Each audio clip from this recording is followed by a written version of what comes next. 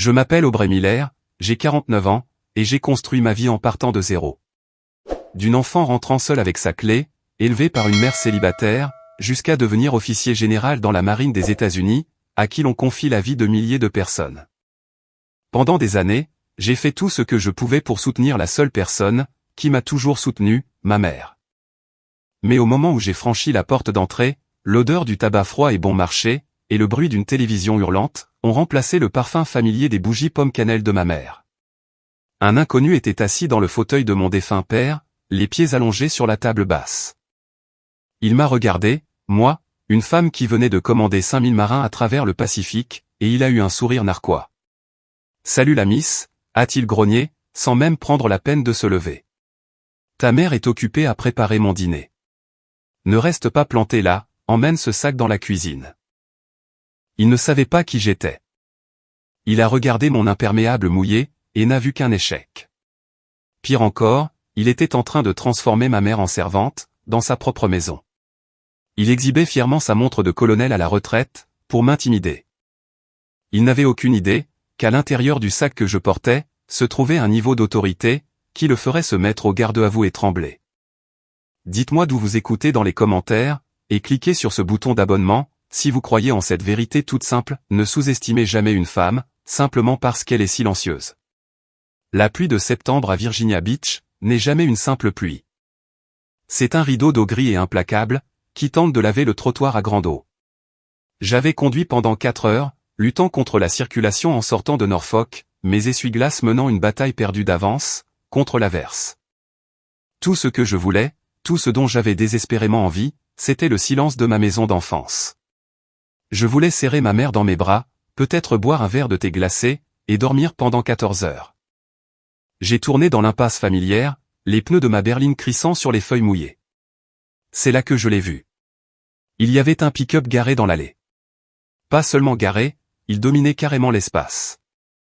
C'était un Ford F-150, surélevé au point de nécessiter un escabeau, et peint d'un noir mat, qui hurlait la crise de la cinquantaine. Il était garé en double fil, prenant tout le centre de l'allée, me forçant à garer ma modeste berline dans la rue, à moitié dans une flaque d'eau. J'ai serré le volant, mes jointures blanchissant. Mon père avait construit cette allée. Il m'avait toujours appris à me garer sur le côté, pour laisser de la place aux autres. C'était un petit détail, mais dans l'armée comme dans la vie, les petits détails vous disent tout ce qu'il y a à savoir, sur la discipline d'une personne. Le propriétaire de ce pick-up, n'en avait aucune. J'ai pris une grande inspiration, j'ai attrapé mon sac de voyage en cuir sur le siège passager, et j'ai couru vers le Porsche.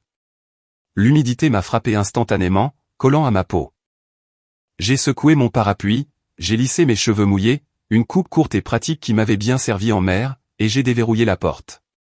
Je m'attendais à une odeur de pâtisserie. Ma mère, Maggie, cuisinait toujours quand elle savait que je rentrais à la maison, une tarte aux pommes ou peut-être son gratin à la cannelle. Au lieu de cela, j'ai été frappé par un mur d'air vicié. Ça sentait les cigarettes mentholées bon marché, et l'Allspice appliqué avec trop de générosité, pour masquer l'odeur de sueur. « C'est toi, Maggie ? Rapporte-moi une bière pendant que tu es debout, » a tonné une voix, depuis le salon. Ce n'était pas une question. C'était un ordre. Je suis entré dans le salon, l'eau de mon manteau s'égouttant sur le parquet.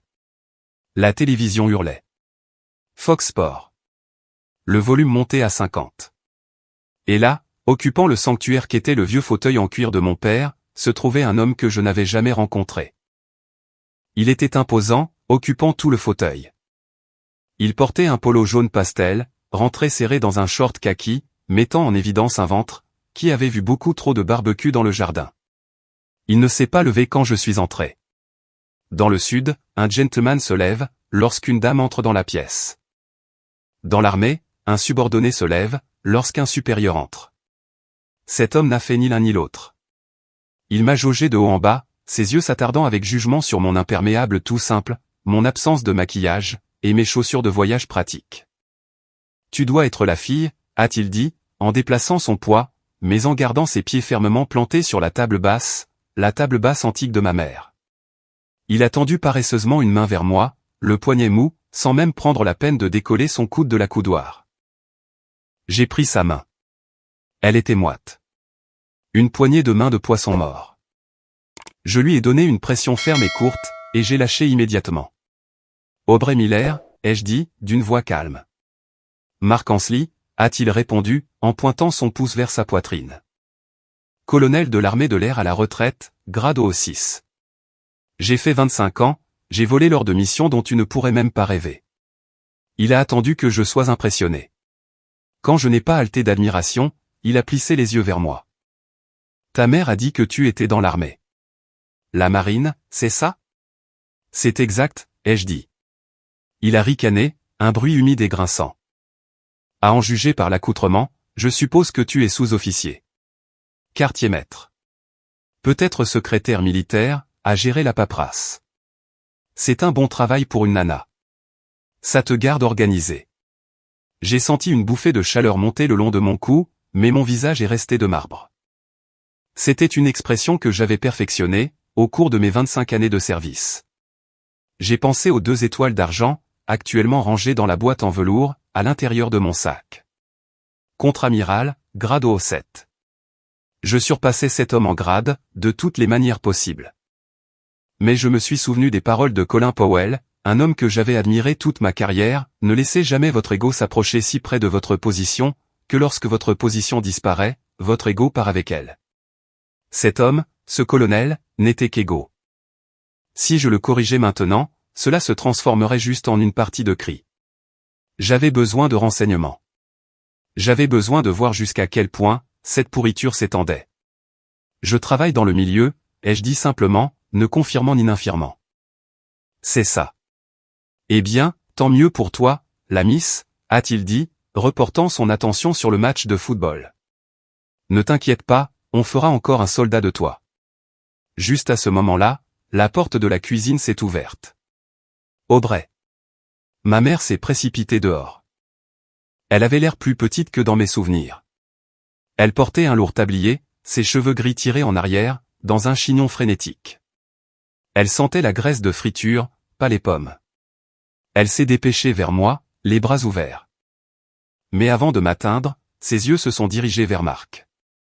Elle a vérifié son visage, jaugeant sa réaction, avant d'oser serrer sa propre fille dans ses bras. Cette hésitation m'a brisé le cœur, bien plus que l'inconnu dans le fauteuil. « Oh, chérie, tu es trempée » a-t-elle murmuré, en me serrant fort. Elle semblait fragile. « Je suis si heureuse que tu sois là. »« Mark, voici mon Aubrey. » On s'est rencontrés, a grogné Mark, faisant un geste dédaigneux de la main, sans quitter la télévision des yeux. Elle a l'air silencieuse. Elle n'est pas très bavarde, hein? Maman s'est reculée, un sourire nerveux plaqué sur le visage. Elle est juste fatiguée, Mark. Elle a conduit très longtemps. Bon, a dit Mark, en tapant sur la coudoir du fauteuil. Ne reste pas planté là, à faire couler de l'eau sur le sol. La miss, ta mère met la dernière main à mon dîner. Sois une gentille fille, et emmène ce sac dans la cuisine, pour débarrasser le passage. Et attrape-moi un sous-verre pour cette bière. Maggie, je t'ai parlé des auréoles sur la table. J'ai regardé ma mère. Elle a tressailli. Elle a littéralement tressailli à son ton. Puis elle m'a regardé, les yeux suppliants, s'il te plaît, ne fais pas de scène. S'il te plaît, accepte la situation. J'ai regardé le dos de Mark. Il m'avait déjà écarté de son esprit. Il pensait que je n'étais personne. Il pensait qu'il était le mâle alpha, le roi de ce château, régnant sur 2 femmes sans défense. J'ai resserré ma prise, sur la poignée de mon sac. Le sac qui contenait mon identité, mes accomplissements, et l'autorité nécessaire, pour réduire son petit ego en poussière. Bien sûr, ai-je dit, ma voix étant d'un calme dangereux. Je vais emmener le sac dans la cuisine. Je suis passé devant lui. Je n'ai pas marché bruyamment. Je n'ai pas soupiré. Je me suis déplacé avec la grâce silencieuse et prédatrice d'un destroyer, fendant l'eau sombre. Il pensait avoir gagné cette manche. Il pensait avoir établi sa domination. Il n'avait aucune idée, qu'il venait de donner des ordres à un contre-amiral.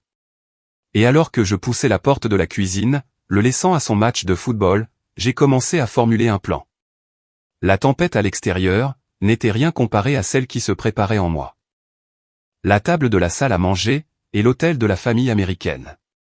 C'est là que l'on rend grâce, que l'on partage sa journée, et que la hiérarchie du foyer s'établit silencieusement. Dans la maison Miller, mon père s'était toujours assis en bout de table, face à la fenêtre.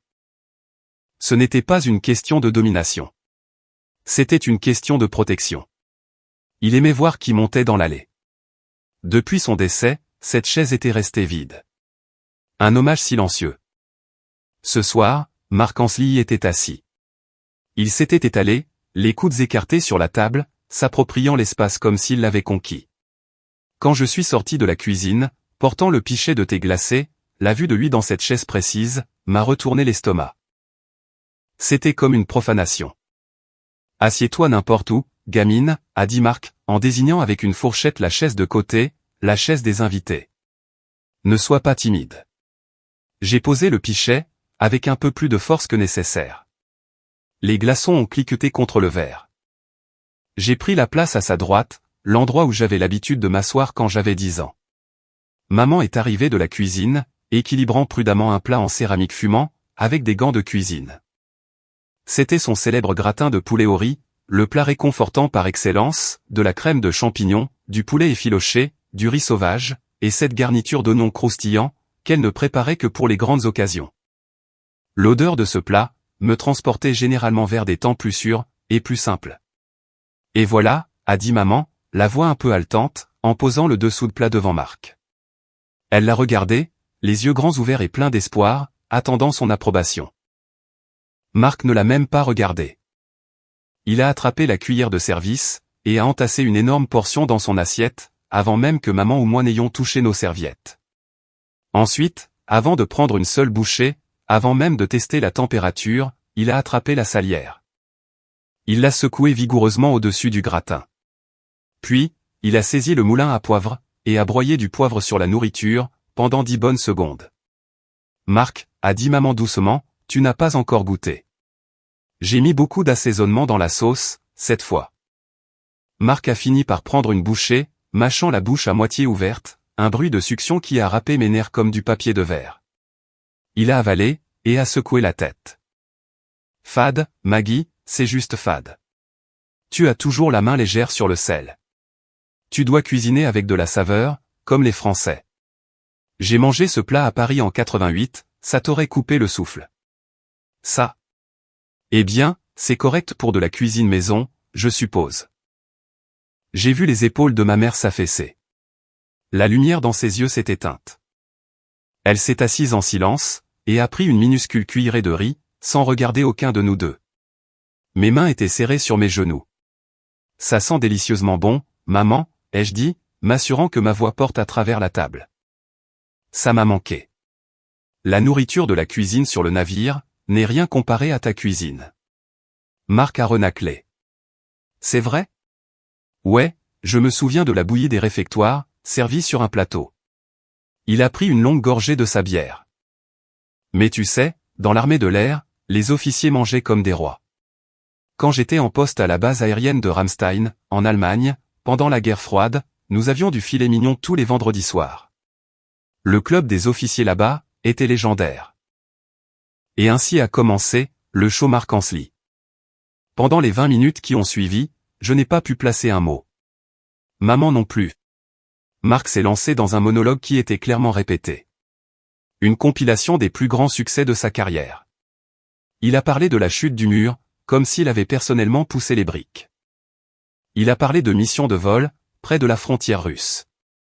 Ses descriptions étaient remplies d'un jargon, qui semblait impressionnant pour un civil, mais qui sonnait complètement faux pour moi. J'encaissais 6G, s'est-il vanté, en agitant sa fourchette en l'air. Sur le dos. Le MIG était juste sur ma queue, mais je savais que j'avais le meilleur rayon de braquage. Il faut avoir de la glace dans les veines pour ce genre de travail, Aubrey. Vous, les gens de la marine, vous flottez juste en rond, en attendant que quelque chose se passe. Là-haut. C'est le pur instinct de prédateur. J'ai pris une gorgée de mon thé, en l'analysant. Il prétendait être un OO6, un colonel. Mais ces histoires étaient pleines de trous. Il mélangeait les capacités de ses avions. Il parlait de tactiques qui n'avaient été introduites que lors de la guerre du Golfe, affirmant les avoir utilisées dans les années 80. Il bombait le torse, un coq essayant d'impressionner les poules. En fait, ai-je dit, saisissant une rare pause pendant qu'il mâchait une bouchée de pain. Nous avons eu un déploiement assez intense, cette fois-ci. Nous avons fait naviguer un groupe aéronaval à travers un typhon, dans le Pacifique Sud. 5000 marins, 70 aéronefs, et des vagues s'écrasant sur le pont d'envol. Rien que la coordination logistique était ennuyeuse, m'a interrompu Marc. Il ne s'est pas contenté de parler par-dessus moi. Il a agité sa main devant mon visage, comme pour chasser une mouche. Allez, personne ne veut entendre parler de logistique, la miss. C'est de la paperasse. C'est du contrôle de la circulation glorifié. Il s'est penché en avant, me regardant avec un sourire condescendant, qui m'a donné la chair de poule. Tu vois, c'est ça la différence. Tu gères des personnes. Moi, je gérais des machines. Des machines mortelles. Tu es une gestionnaire. Moi, j'étais un guerrier. C'est une différence dans l'ADN. J'ai senti le sang affluer à mes oreilles. Je voulais lui dire qu'en tant que contre-amiral, je commandais plus de puissance de feu d'un seul mot, qu'il n'en avait jamais vu dans toute sa carrière. Je voulais lui dire que la logistique gagne les guerres. Je voulais lui dire que gérer des personnes, signifiait tenir la vie de jeunes hommes et femmes entre mes mains, chaque jour que Dieu fait. Mais j'ai regardé maman. Elle poussait un haricot vert autour de son assiette avec sa fourchette, créant de petits motifs dans la sauce. Elle ne mangeait pas. Elle se ratatinait. Maman, ai-je dit, essayant de contourner Marc complètement. Comment se passe le bénévolat? Tu travaillais à la bibliothèque de l'hôpital des anciens combattants, c'est ça? Tu faisais la lecture aux vétérans. Maman a levé les yeux, une faible étincelle lui revenant. Oh, oui. C'est merveilleux. Il y a ce monsieur Henderson. Il a 90 ans, et il adore la fiction historique. J'ai trouvé ce nouveau livre sur Maggie. Arrête, a gémi Marc, en levant les yeux au ciel. Aubrey ne veut pas t'entendre parler de ton rangement de livres poussiéreux, pour de vieux hommes séniles. C'est déprimant. En plus, je t'ai dit que tu dépensais trop d'argent en essence, pour conduire jusque là-bas. Tu devrais te concentrer sur la maison. Les gouttières sont pleines de feuilles. J'aime bien ça, Marc, a murmuré maman, la voix tremblante. Tu aimes perdre du temps, l'a corrigé Marc, son ton passant de la vantardise à la sévérité. Et ce poulet est sec. Passe-moi la sauce. Maman a cessé de parler. Elle a pris la saucière, et la lui a passée d'une main tremblante. Désolé, Marc. C'est bon, bébé, a-t-il dit, en lui faisant un clin d'œil. Un retour soudain et terrifiant, à un faux charme. Je t'aime quand même si tu ne sais pas cuisiner. Je suis restée assise là, figée. La nourriture dans ma bouche avait un goût de cendre. Ce n'était pas juste un mauvais invité. Ce n'était pas juste un abruti. C'était un homme qui avait besoin de rabaisser tout le monde, pour pouvoir se sentir grand. Il démantelait systématiquement la personnalité de ma mère. Il avait pris la femme vibrante, bavarde, et dévouée à sa communauté que je connaissais, et l'avait transformée en quelqu'un, qui s'excusait pour un poulet sec, dans sa propre maison. J'ai regardé Marc, l'observant s'essuyer la bouche, avec le dos de la main. Il m'a surprise en train de le fixer. Quel est le problème, gamine, a-t-il souri. Tu as perdu ta langue? Ou la vie militaire est-elle trop dure pour que tu en parles? J'écoute simplement, Marc, ai-je dit doucement, ma voix étant stable, ne trahissant rien de la tempête qui faisait rage en moi. J'apprends beaucoup de choses. Et c'était vrai. J'apprenais exactement où se trouvaient ses points faibles. J'apprenais que son arrogance était un bouclier pour cacher sa médiocrité. Et je réalisais que la bataille pour laquelle j'étais rentré à la maison n'allait pas être gagnée avec des missiles ou des destroyers. Elle allait être gagnée à cette table à manger.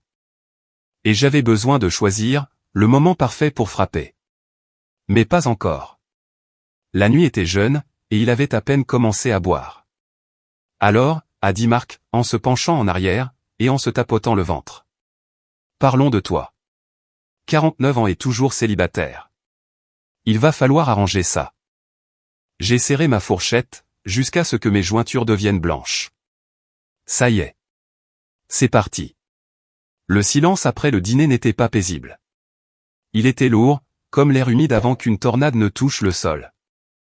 J'ai aidé maman à débarrasser la table, mes mouvements étant mécaniques, tandis que Marc se retirait dans le salon. Il n'a pas proposé de porter une seule assiette. Dans son monde, les tâches domestiques étaient un travail de femme, quel que soit le grade ou l'épuisement.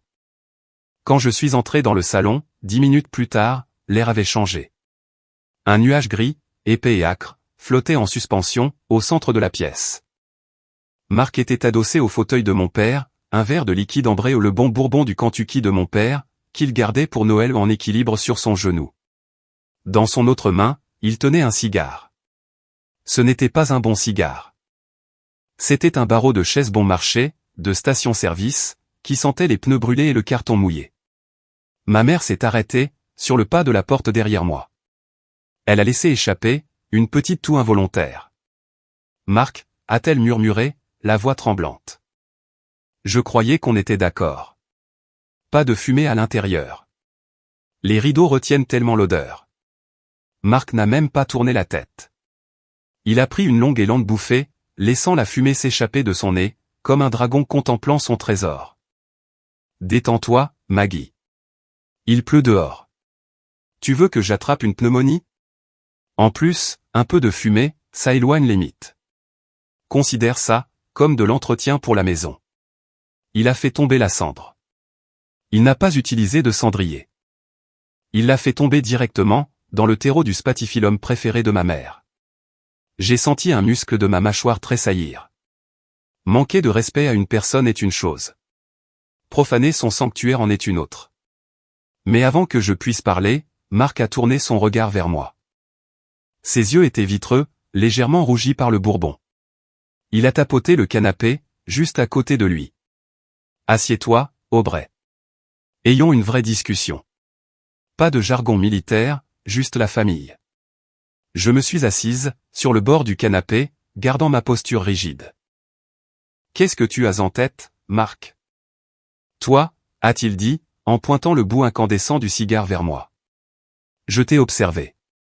Tu te promènes ici, raide comme un piquet. Tu n'as pas de bague au doigt, pas de photos de petits-enfants dans ton portefeuille. J'ai fait le calcul.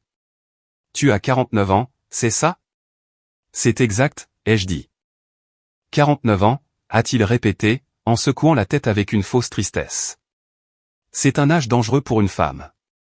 Tu t'approches de l'horizon des événements, le point de non-retour. Je savais où cela menait. Je l'avais entendu, de la bouche de marins ivres dans les bars des ports. Et je l'avais entendu, de la part de collègues masculins jaloux, ignorés pour des promotions. Mais l'entendre ici, dans ma maison d'enfance, de la part d'un homme portant un short kaki, et buvant l'alcool de mon père décédé, me semblait particulièrement abject. Ma carrière a été ma priorité, ai-je dit calmement. J'ai servi mon pays. Le service est honorable. Marc a hoché la tête, feignant d'être d'accord. Mais regardons le bon livre. Tu connais ta Bible, n'est-ce pas ? Éphésiens 5h22. Il n'a pas attendu ma réponse. Il l'a récité, avec l'assurance d'un télévangéliste. Femmes, soyez soumises à vos maris, comme au Seigneur, car le mari est le chef de la femme. Il a pris une gorgée de bourbon, laissant les mots flotter, dans l'air enfumé. Tu vois, la miss, la nature a un ordre, une chaîne de commandements. Dieu, l'homme, la femme. Quand tu essaies de contourner cela, quand tu essaies d'être l'homme, eh bien, tu finis seul. Tu finis endurci. Il s'est penché en avant, sa voix tombant à un murmure de conspirateur, comme s'il me livrait le secret de la vie. Une femme sans mari ni enfant, c'est comme un arbre fruitier, qui ne fleurit jamais. Tu peux être un grand arbre. Tu peux être un arbre fort, mais si tu ne portes pas de fruits, tu n'es que du bois de chauffage. Tu es biologiquement inutile. L'insulte m'a frappé en pleine poitrine. C'était une arme biologique, conçue pour cibler la seule chose, que mon grade ne pouvait pas protéger, mes choix en tant que femme. J'ai 5000 marins, qui comptent sur moi pour les guider, ai-je dit, ma voix devenant glaciale. J'ai été le mentor de centaines de jeunes officiers. J'ai un héritage, Marc. Marc Harry. C'était un aboiement cruel. Des marins ? Tu penses que ces gamins se soucient de toi ? Ils saluent l'uniforme, Aubrey. Pas toi. Quand tu prendras ta retraite, quand ils t'arracheront ces beaux galons de la Manche, qui sera là? La marine ne t'aime pas en retour. Il a fait un geste avec son cigare, vers la pièce vide. Imagine la scène. Dans 10 ans, tu auras 60 ans. Tu te réveilleras dans un appartement froid. Peut-être que tu auras un chat. Peut-être 2. Tu regarderas ces médailles sur le mur. Est-ce que ces médailles pourront te serrer dans leurs bras? Est-ce qu'une médaille de service distingué pourra te tenir la main quand tu seras malade? Est-ce qu'un ruban te dira qu'il t'aime? Il s'est calé au fond du siège, satisfait, pensant avoir porté un coup fatal. Je te dis ça, parce que je suis un mâle alpha, a-t-il dit, en se tapant la poitrine. Je vois le monde tel qu'il est, pas comme vous les gauchistes voudriez qu'il soit. Tu as couru après une carrière, pour fuir ta nature. Et maintenant tu n'es plus qu'une vieille fille desséchée, qui joue à se déguiser dans un monde d'hommes. J'ai regardé ma mère. Elle se tenait près de la bibliothèque, serrant un torchon. Ses yeux étaient humides. Sûrement qu'elle allait dire quelque chose. Sûrement qu'elle allait défendre sa fille, contre cette agression misogyne. Maman, ai-je dit doucement. Maman a regardé Marc, puis moi. Elle a forcé un sourire, qui paraissait douloureux. Il veut juste que tu sois heureuse, Aubrey, a-t-elle balbutié, la voix craquant. Marc s'y connaît sur ces choses-là. Il a juste peur, que tu te retrouves seule, comme je l'ai été. L'air a quitté mes poumons. Ce n'était pas la fumée. C'était la trahison. Elle ne me voyait pas. Elle ne voyait pas l'amiral. Elle ne voyait pas la femme, qui avait tout sacrifié, pour s'assurer qu'elle soit en sécurité financièrement. Elle ne voyait que ce que Marc lui disait de voir, un échec, une vieille fille, une déception. Marc a eu un sourire narquois, voyant la soumission de ma mère. Il avait gagné. Il l'avait manipulée avec succès, lui faisant croire que ses abus étaient en réalité de l'inquiétude. Il avait transformé sa peur de la solitude en arme, pour la contrôler. Je me suis levé. La fumée me brûlait les yeux, mais je refusais de cligner des paupières. Je refusais de laisser tomber une seule larme, devant cet homme. Je crois que je vais aller me coucher, ai-je dit. Ma voix était vide de toute émotion. Le stoïcisme n'est pas l'absence de sentiment. C'est la maîtrise de celui-ci. À l'intérieur, j'étais un réacteur nucléaire sur le point de fondre. Mais à l'extérieur, j'étais d'acier froid. Fais donc, a ricané Marc, en cherchant la télécommande. Va faire ton sommeil réparateur. Dieu sait que tu en as besoin, à ton âge. J'ai monté les escaliers, mes pas étant lourds. Je pouvais entendre le volume de la télévision remonter. Je pouvais entendre Marc demander à ma mère de lui apporter des glaçons. Avant de passer au chapitre suivant, je dois vous demander quelque chose. Si vous écoutez ceci, et que votre sang bout en ce moment, vous n'êtes pas seul. Nous avons tous rencontré un Marc, quelqu'un qui essaie de se sentir grand, en vous faisant vous sentir petit. Je veux que vous fassiez une pause une seconde, et que vous cliquiez sur le bouton j'aime, si vous croyez que la valeur d'une femme ne se définit pas par une bague à son doigt. Et dites-moi dans les commentaires, si vous étiez Aubrey, l'auriez-vous giflé, ou seriez-vous resté silencieuse comme elle l'a fait? Tapez, le silence est une force, si vous pensez qu'elle fait la bonne chose, en attendant. J'ai fermé la porte de ma chambre d'enfance, et je m'y suis adossé, respirant difficilement. Les insultes repassaient en boucle dans ma tête. Stérile. Bois de chauffage. Inutile. Il pensait m'avoir brisé. Il pensait que je battais en retraite pour lécher mes blessures. Mais, en regardant autour de la pièce, mes yeux se sont posés sur mon sac ouvert. J'ai vu le coin d'un relevé bancaire, dépassant d'un dossier que j'avais apporté avec moi. Marc avait fait une erreur. Il avait pris ses aises. Il se croyait intouchable, parce qu'il était un homme dans une maison de femmes. Mais il avait oublié une chose. Je n'étais pas seulement une femme. J'étais une enquêtrice. S'il était si peu sûr de son statut, si désespéré de prouver qu'il était quelqu'un d'important, alors il cachait quelque chose. Les hommes comme Marc ne volent pas seulement la dignité, ils volent l'argent. J'ai regardé l'horloge, 21 heures. Je me réveillerai à 5 heures. Pendant qu'il cuvrait son bourbon, j'allais découvrir exactement qui était vraiment Marc Ansley. La guerre biologique était terminée. L'audit financier était sur le point de commencer. L'horloge interne d'un officier de marine est une chose têtue. Elle se moque du décalage horaire, et elle se fiche éperdument de l'épuisement émotionnel. À 5 heures précises, mes yeux se sont ouverts d'un coup. La maison était silencieuse, à l'exception du martèlement rythmé de la pluie, qui n'avait pas cessé depuis mon arrivée. Je suis resté allongé un moment, fixant le plafond granuleux familier de ma chambre d'enfance. Pendant une fraction de seconde, je me suis senti en sécurité. Puis, le souvenir de la nuit précédente, la fumée de cigares, les insultes, la façon dont ma mère s'était recroquevillée sur elle-même, tout est revenu en force. Je n'allais pas me rendormir. J'avais besoin de café, noir et fort. Je me suis glissé hors du lit, me suis habillé avec ma tenue de sport grise de la marine, un short d'entraînement physique et un t-shirt et je me suis déplacé silencieusement dans le couloir. Je n'ai pas allumé les lumières. Je connaissais chaque latte de plancher qui grinçait, dans cette maison. J'avais passé 18 ans, à apprendre comment les éviter, quand je faisais le mur à l'adolescence. Mais en arrivant en bas des escaliers, j'ai vu de la lumière, provenant de la cuisine. Je me suis arrêté. Ma mère n'était plus une lève-tôt. Depuis la mort de papa, elle dormait généralement jusqu'à 7 heures. Je me suis approché de la porte de la cuisine, en restant dans l'ombre. Là, assis à la petite table du petit déjeuner, se trouvait Marc. Il ne regardait pas la télévision. Il ne buvait pas. Il était penché sur une pile de papier, une paire de lunettes de lecture perchées sur le bout de son nez, une calculatrice à la main. Il ressemblait à un général, étudiant une carte de champ de bataille. Mais en me penchant, j'ai reconnu le logo sur les papiers. C'était la marque bleue et rouge, de la banque de ma mère. Je me suis avancé dans la lumière. Un peu tôt pour faire de la comptabilité.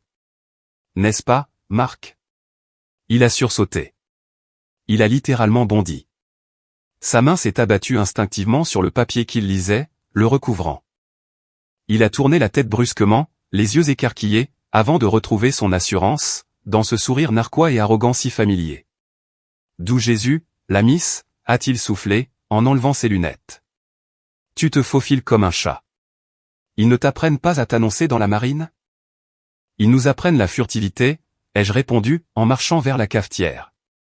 J'ai gardé le dos tourné, écoutant le bruissement des papiers, pendant qu'il les glissait rapidement dans une chemise. Sur quoi tu travailles?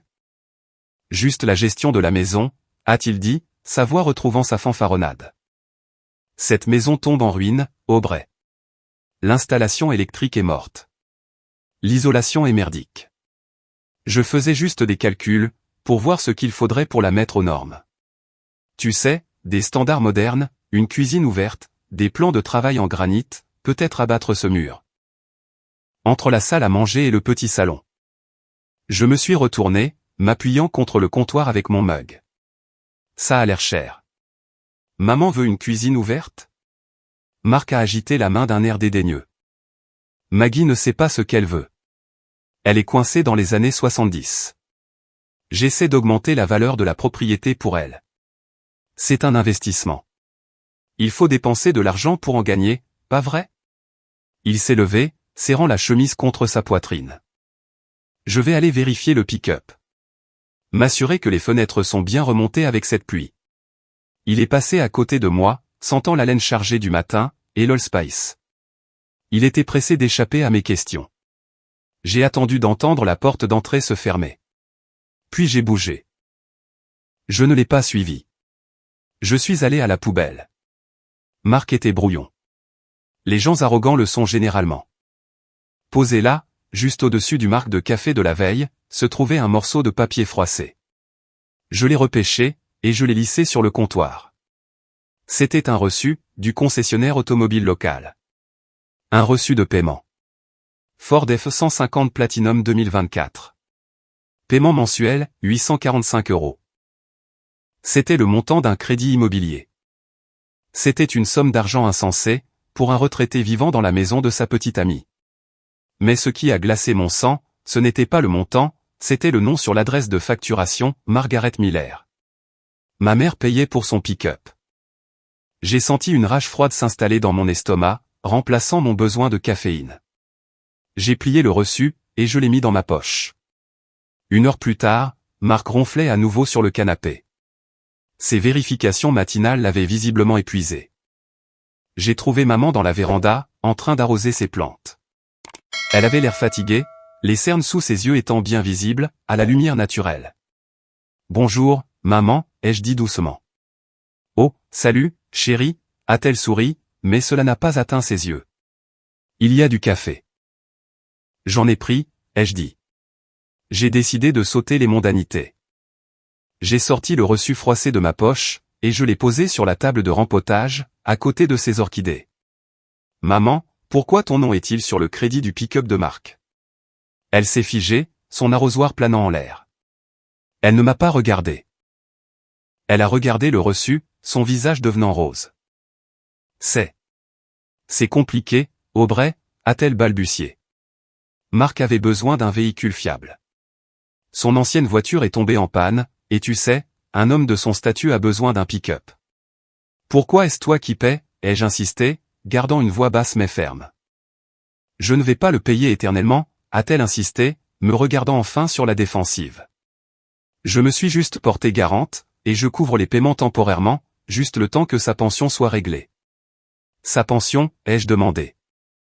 Mon instinct d'enquêtrice s'est mis en alerte maximale. C'est un O6 à la retraite, maman, un colonel avec 25 ans de service. Sa pension est automatique. C'est un dépôt direct.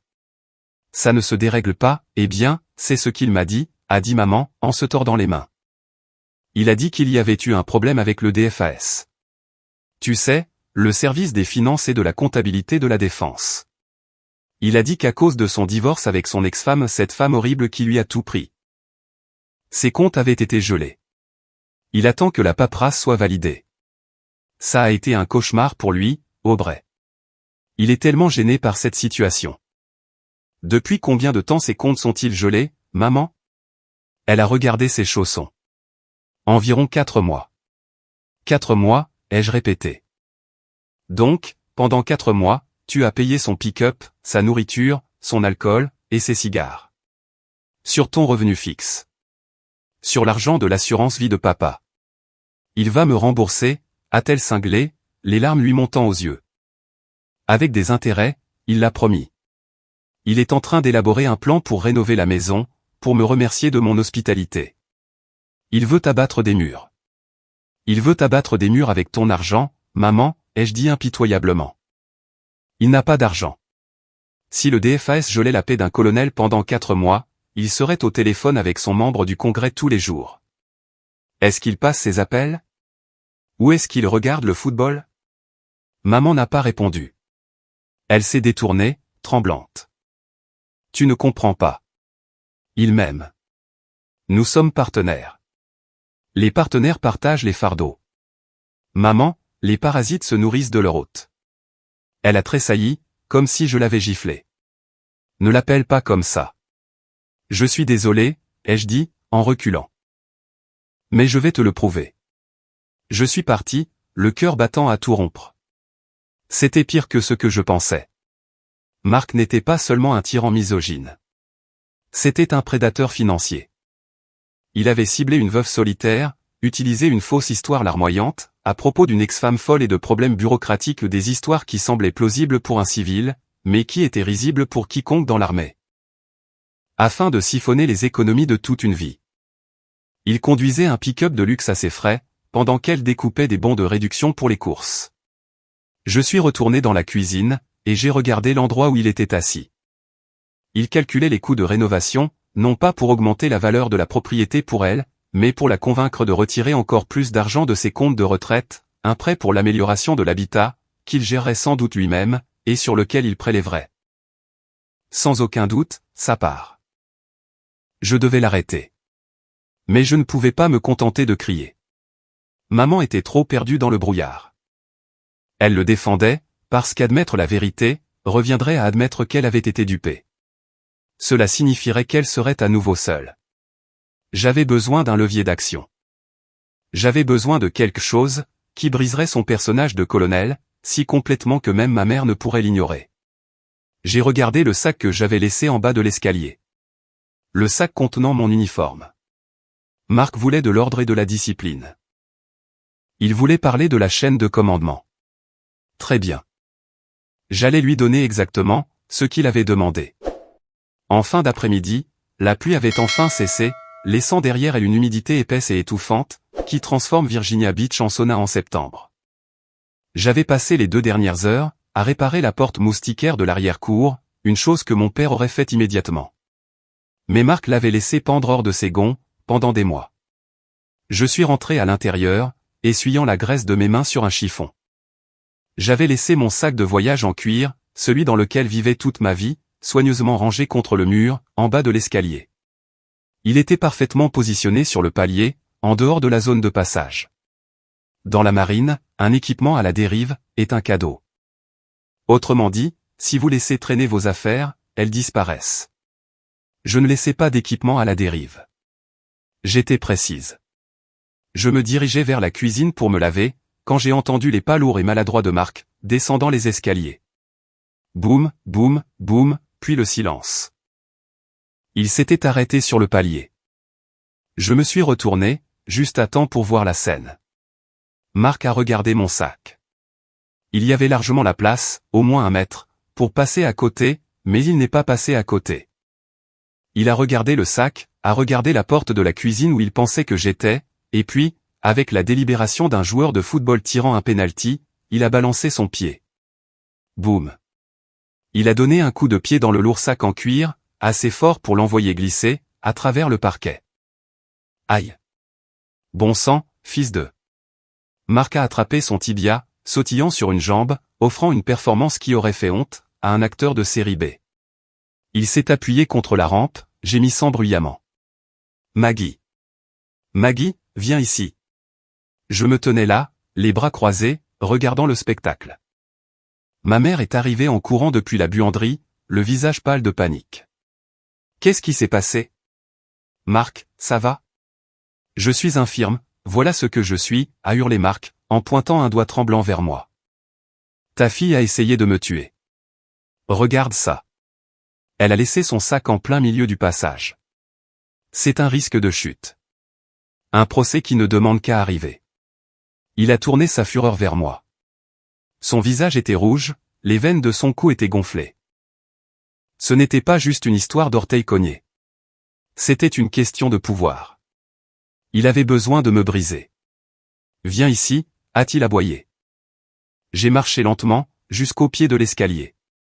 Je ne me suis pas précipité. Je n'avais pas l'air effrayé. Je l'ai regardé, avec le calcul froid d'un officier évaluant une menace. Le sac était contre le mur, Marc, ai-je dit calmement. Tu avais 1 mètre de dégagement. Ne me réponds pas, la miss, a-t-il crié, des postillons volant de ses lèvres. Je me fiche de savoir où tu penses qu'il était. Dans ma maison, on garde les ponts dégagés. C'est comme ça que tu vis dans la marine? C'est ce qu'on t'apprend? À être une souillon? Il s'est approché en boitant, envahissant mon espace personnel. Il sentait la bière rassie, et l'agression. Dans l'armée de l'air, m'a-t-il fait la leçon, en pointant un doigt vers ma poitrine, nous avions de la discipline. Nous avions de l'ordre. Si un cadet laissait ses affaires dans le passage, on les jetait par la fenêtre. On leur apprenait le respect. Visiblement. Tu n'as jamais appris ça. C'est probablement pour ça que tu es coincé au bas de l'échelle, hein? Juste une bidasse, qui n'arrive même pas à garder ses quartiers propres. J'ai senti la chaleur monter dans ma poitrine. Le bas de l'échelle. J'avais commandé un groupe aéronaval. J'étais responsable de l'ordre et de la discipline d'une ville flottante. Mes quartiers sur le navire étaient inspectés par des amiraux légitimes. Et voici qu'un homme, qui n'arrivait même pas à réparer une porte moustiquaire, me faisait la morale sur les standards. Marc, ai-je commencé, ma voix baissant d'une octave, un ton d'avertissement qui rendait généralement les commandants nerveux.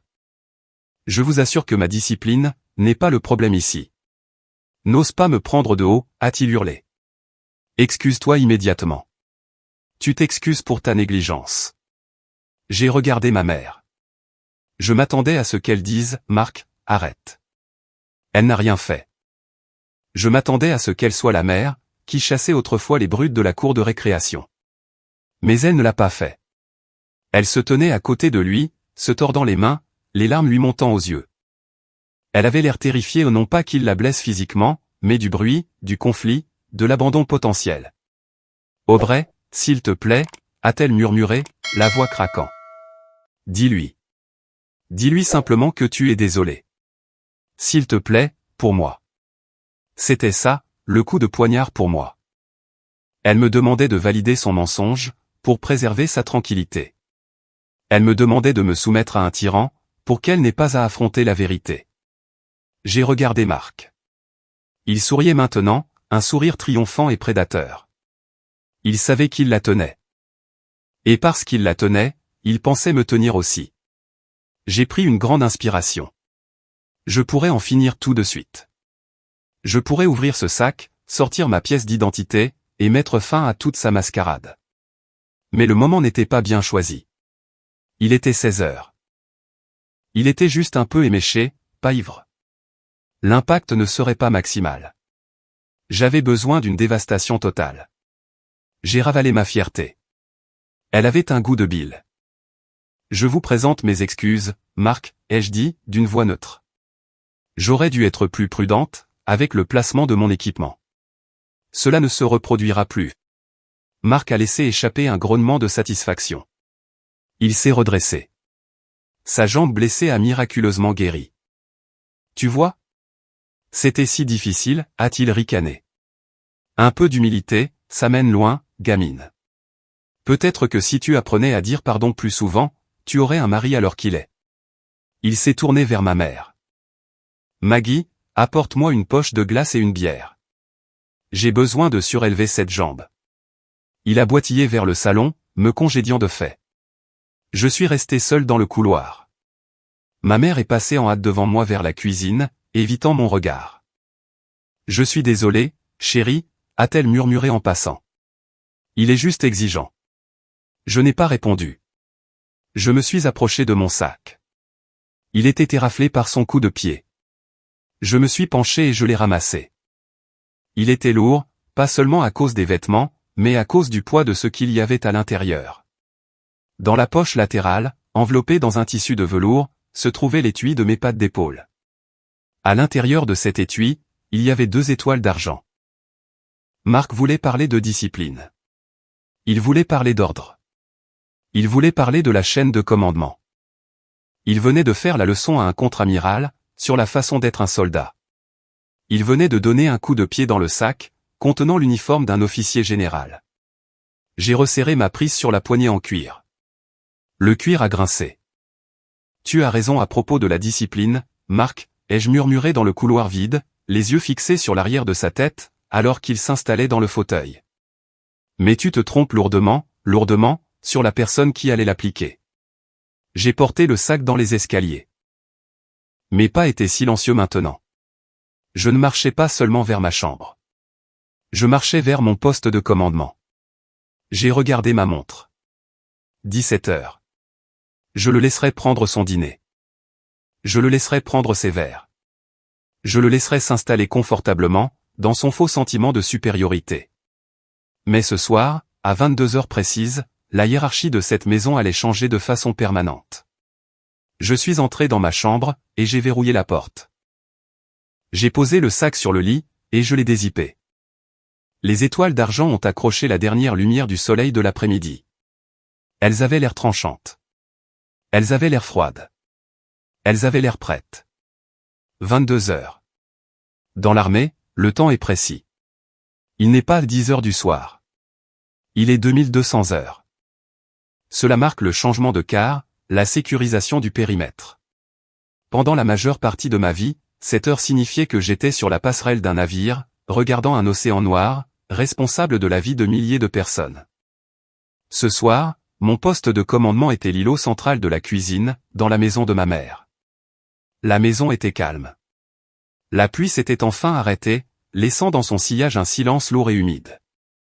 J'étais assise sur un tabouret de bar, mon ordinateur portable ouvert, la lumière bleue illuminant mon visage. À côté de mon ordinateur, se trouvait une petite boîte rectangulaire en cuir. Elle était discrète, juste une simple boîte noire, qui voyageait partout avec moi. J'examinais un rapport de préparation de la flotte du Pacifique, mon esprit à des kilomètres des petites insultes de la table du dîner. J'étais calme. J'étais concentré.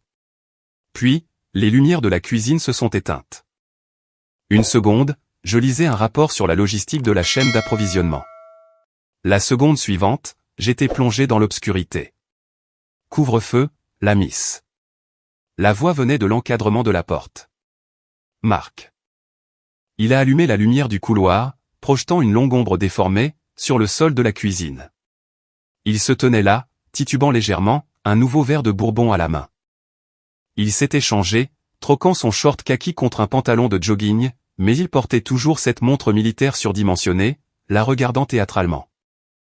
Dans cette maison, a balbutié Marc, en marchant vers moi, on mène le bateau à la baguette. À 22 heures, on éteint les lumières. Extinction des feux. C'est l'heure pour les petites filles d'aller dormir. Je n'ai pas fermé mon ordinateur. Je n'ai pas tressailli. J'ai lentement pivoté sur mon tabouret, pour lui faire face. Je travaille, Marc, ai-je dit, d'une voix basse et égale. Je vous suggère d'aller vous coucher. Marc a ri. C'était un bruit humide et laid. Il a fait un pas de plus, envahissant mon espace personnel. L'odeur de bourbon bon marché, et de fumée de cigares froides, était écrasante. Tu suggères, a-t-il ricané, en se penchant pour que son visage soit à quelques centimètres du mien. Tu n'as rien à suggérer du tout. Sais-tu qui je suis? Sais-tu ce que j'étais? Un colonel, ai-je dit. Grado 6. C'est ça, a-t-il beuglé, abattant sa main sur le comptoir en granit, faisant sursauter ma tasse de café. Un colonel avec tous ses galons. Sais-tu combien d'hommes j'ai commandé? Sais-tu le respect que j'inspire, quand je marche sur une base? Je suis l'officier le plus haut gradé de cette maison. Ça veut dire que c'est moi qui donne les ordres, et que c'est toi qui les suis. Il a pointé un doigt vers mon visage. Tu joues peut-être à des petits jeux de soldats dans la marine, à pousser de la paperasse pour un capitaine. Mais ici, je suis l'alpha. Je suis le commandant. Et je t'ordonne de fermer cet ordinateur, et de monter, avant que je ne le jette par la porte de derrière. J'ai regardé son doigt. Puis, j'ai regardé ses yeux. Ils étaient injectés de sang, remplis d'un mélange d'alcool, et d'ego masculin fragile. Il y croyait vraiment. Il croyait que son grade, retraité ou non, lui donnait un droit divin sur moi. Il croyait que je n'étais personne. Margaret Thatcher a dit un jour, être puissant, c'est comme être une dame. Si vous devez dire aux gens que vous l'êtes, c'est que vous ne l'êtes pas. Marc avait passé 2 jours, à me raconter à quel point il était puissant. J'ai pris une grande inspiration. Je ne ressentais plus de colère. Je ressentais une clarté froide et tranchante. Le temps de l'observation était terminé. Le temps de l'engagement était arrivé. En fait, Marc, ai-je dit, ma voix tombant dans un registre dénué d'émotion, vous opérez sur une fausse supposition. Pardon, a-t-il craché. Vous supposez que vous êtes l'officier le plus haut gradé présent, ai-je continué, en tendant la main vers la petite boîte en cuir noir sur le comptoir. Mais vous avez omis de vérifier vos renseignements. Marc a froncé les sourcils, confus. De quoi est-ce que tu babilles? Je n'ai pas répondu. J'ai simplement déverrouillé le loquet en laiton de l'étui. Il a fait un claquement sec, qui a résonné dans la cuisine silencieuse. D'un mouvement lent et délibéré, j'ai ouvert le couvercle. La lumière du couloir a instantanément éclairé le contenu. Reposant sur la doublure de velours bleu profond, ce n'étaient pas les feuilles de chêne dorées d'un major, ni l'aigle en argent d'un colonel. Là, brillant d'un éclat froid et terrifiant, se trouvaient 2 étoiles d'argent. Contre-amiral, de la moitié supérieure, grado 8. Le silence qui a suivi a été plus fort que n'importe quel cri. Marc a regardé la boîte. Il a cligné des yeux. Il s'est penché, plissant les yeux, comme si son cerveau refusait de traiter les données visuelles. Il a regardé les étoiles, puis moi, puis à nouveau les étoiles. La couleur a quitté son visage si vite, que c'était comme si on avait tiré un store. Sa bouche s'est ouverte, mais aucun son n'en est sorti. Le verre de bourbon dans sa main, s'est dangereusement incliné. Je me suis levé. Je ne me suis pas contenté de me lever. Je me suis dressé. Je me suis redressé de toute ma hauteur, les épaules en arrière, le menton haut. Je ne portais pas d'uniforme, juste un t-shirt et un pantalon de jogging. Mais à cet instant, je portais l'autorité de la marine des États-Unis. Colonel Ansley, ai-je dit. Ma voix n'était pas forte, mais elle avait le poids d'une vague déferlante. C'était la voix du commandement, un ton aiguisé sur les passerelles des navires de guerre, conçu pour percer à travers les tempêtes et le chaos. Vous vous adressez actuellement à un contre-amiral. J'ai vu la réaction avant qu'il ne puisse l'arrêter. C'était la mémoire musculaire. C'était 25 ans de conditionnement, ancré dans son système nerveux. La colonne vertébrale de Mark s'est redressée d'un coup. Ses talons ont claqué l'un contre l'autre. Son menton s'est rentré. Son bras a tressailli, à mi-chemin d'un salut militaire, avant de se figer. Pris dans des limbes paralysées, entre la terreur et l'incrédulité. Il se tenait au garde-à-vous, dans sa propre cuisine, en pantalon de jogging. A-t-il balbutié, ses yeux dardant à travers la pièce, cherchant une sortie, cherchant une blague, cherchant n'importe quoi pour le sauver. Mais il n'y avait rien, juste les étoiles. Vous m'avez parlé de discipline, ai-je dit, en contournant l'îlot central, et en marchant vers lui. Il n'a pas bougé. Il en était incapable. Vous m'avez parlé de la chaîne de commandement. Comprenez-vous la chaîne de commandement, colonel? Oui. Oui, madame, a-t-il murmuré. Le madame lui est échappé involontairement. Bien, ai-je dit, en m'arrêtant juste devant lui. J'étais assez près pour voir la sueur, perler sur sa lèvre supérieure. Alors vous savez qu'un colonel n'ordonne pas à un amiral d'aller se coucher. Un colonel ne donne pas de coups de pied, dans l'équipement d'un amiral. Et un colonel ne manque certainement pas de respect, à la mère d'un amiral, dans sa propre maison. Mark tremblait. La brute, le mâle alpha, la grande gueule. Il avait disparu. À sa place, se trouvait un officier subalterne terrifié, qui venait de réaliser qu'il avait commis une erreur qui mettrait fin à sa carrière. Je ne savais pas, a-t-il réussi à dire, la voix étranglée. Aubrey. Amiral, je ne savais pas. La raison pour laquelle vous ne saviez pas, ai-je dit froidement, c'est parce que vous n'avez jamais demandé. Vous étiez trop occupé à écouter votre propre voix. J'ai tendu la main, et j'ai pris le verre de bourbon de sa main tremblante, avant qu'il ne le lâche. Je l'ai posé sur le comptoir avec un bruit sourd. Maintenant, ai-je dit, mes yeux plongeant dans les siens. Repos, colonel. Rompez. Mark a trébuché en arrière, comme si je l'avais poussé. Il m'a regardé une dernière fois, l'horreur écrite sur tout son visage, et puis il a fait demi-tour et a fui. Il n'a pas marché. Il s'est précipité vers la chambre d'amis, la queue fermement entre les jambes. Je suis resté seul dans la cuisine, l'adrénaline bourdonnant dans mes veines. J'ai baissé les yeux sur les 2 étoiles d'argent dans la boîte. Elles n'avaient pas changé. Ce n'était que du métal. Mais ce soir, elles étaient l'épée de la justice. Je dois m'arrêter ici une seconde, parce que j'ai encore la chair de poule, en me rappelant l'expression de son visage. Ce moment où la brute réalise qu'elle s'en est prise à la mauvaise personne, est le sentiment le plus doux au monde. Si vous avez applaudi quand Mark s'est mis au garde à vous, faites-moi une faveur. Cliquez sur ce bouton j'aime tout de suite. Et je veux voir la section des commentaires exploser. Si vous êtes dans l'équipe d'Aubrey, si vous croyez au pouvoir du silence, commentez simplement un mot, salut. Voyons combien de saluts militaires nous pouvons obtenir, pour avoir sorti les poubelles. J'ai fermé la boîte de velours avec un claquement satisfaisant. La bataille de la cuisine était terminée. Mais la guerre pour l'avenir de ma mère ne faisait que commencer. Et maintenant que Mark savait exactement à qui il avait affaire, les choses allaient devenir très intéressantes. La cuisine était silencieuse, à l'exception du bourdonnement du réfrigérateur. Mark était appuyé contre le comptoir en granit, le visage pâle, son souffle sortant en halètements courts et paniqués. Il ressemblait à un homme qui venait de voir un fantôme. Ou, dans ce cas précis, une cour martiale mettant fin à sa carrière. Mais alors que le choc initial des étoiles d'argent s'estompait, une autre forme de panique s'est installée. J'ai vu ses yeux se diriger vers le couloir. Il ne cherchait plus une issue de secours. Il cherchait son levier d'action. Il cherchait son portefeuille. Maggie, a-t-il appelé, la voix craquante. Il s'est raclé la gorge, et a essayé d'invoquer son faux ton de baryton. Maggie, chérie, viens ici. Il essayait de prendre le contrôle de la narration.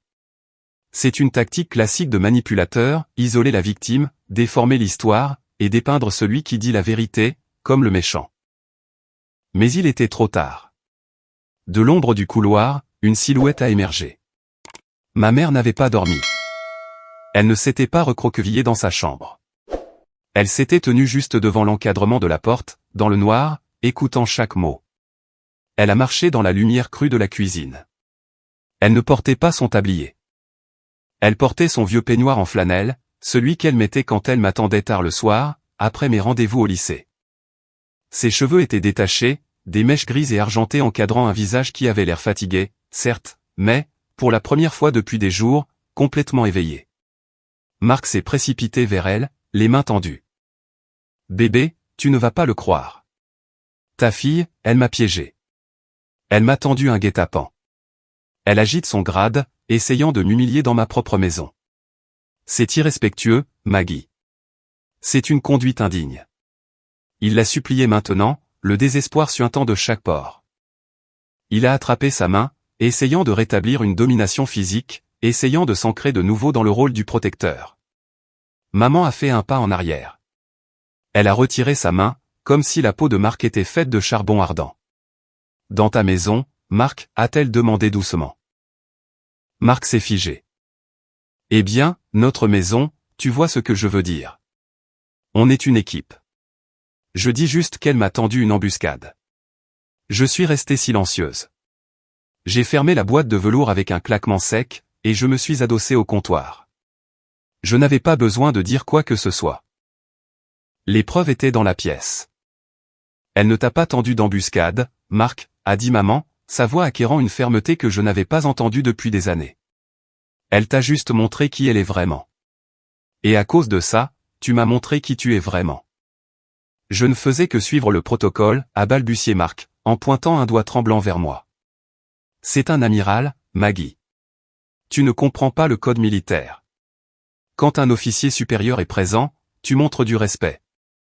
C'est tout ce que je faisais, montrer du respect. » Je n'ai pas pu m'en empêcher. J'ai laissé échapper un rire sec et sans joie. « Maman », ai-je dit doucement, en l'ignorant. « Regarde-le. Vraiment, regarde-le. » Il s'est mis au garde-à-vous parce qu'il respecte le métal sur mon épaule. Mais quand j'ai franchi cette porte hier, en tant que simple fille, en tant que femme en imperméable, il ne s'est même pas levé pour me serrer la main. Je me suis approché de ma mère, et j'ai posé une main sur son épaule. Elle n'a pas tressailli. Elle s'est appuyée contre moi.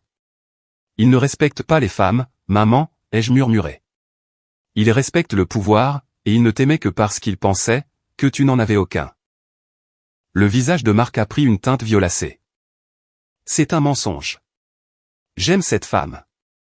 J'ai tout fait pour elle. Je répare cette maison. Je gère les finances parce qu'elle se noyait. Je suis la seule chose qui se dresse, entre elle et une vieillesse solitaire. » Il avait joué sa carte maîtresse. La peur de la solitude, l'arme qu'il avait utilisée pour la forcer à la soumission, pendant des mois. Pendant une seconde, la pièce a retenu son souffle. J'ai senti maman se raidir sous ma main. Je connaissais cette peur. C'était la terreur du silence, des pièces vides, de n'avoir personne pour qui cuisiner. C'était un fantôme puissant. Maman a regardé Marc. Elle a regardé cet homme qui transpirait dans son pantalon de jogging, cet homme qui avait donné un coup de pied dans mon sac, cet homme qui avait insulté sa cuisine, cet homme qui conduisait un pick-up qu'elle payait. Puis elle m'a regardé. Elle a vu la fille qu'elle avait élevée seule. Elle a vu la force dans ma posture, cette même force qu'elle avait autrefois, avant qu'il ne l'effrite. « Je préfère être seule », a dit maman, sa voix étant claire comme du cristal, que d'être avec un homme qui me fait me sentir petite. La mâchoire de Marc est tombée. « Maggie, tu ne penses pas clairement. Il est tard. Tu es sous le coup de l'émotion. » « Je suis sous le coup de l'émotion », a-t-elle convenu, en hochant lentement la tête. « Je suis en colère. Je suis en colère de t'avoir laissé t'asseoir dans le fauteuil de mon mari. Je suis en colère de t'avoir laissé fumer dans mon salon. Mais surtout, je suis en colère de t'avoir laissé me faire croire que je n'étais pas à la hauteur. » Elle a pointé le doigt vers le couloir, vers la porte d'entrée. « Fais tes valises, Marc. » Marc a cligné des yeux, laissant échapper un petit rire nerveux. Quoi? Bébé, allez. Il est 22h30. Où est-ce que je vais aller? Je m'en fiche, a dit maman. Va à l'hôtel. Va chez ton ex-femme. Va sur la base dont tu te vantes tant. Mais tu ne dors pas sous mon toit ce soir. Tu ne peux pas faire ça, a grondé Marc, son masque glissant complètement à présent, révélant la méchante arrogance en dessous. J'ai des droits. J'habite ici depuis 4 mois. Tu ne peux pas me jeter dehors comme un chien.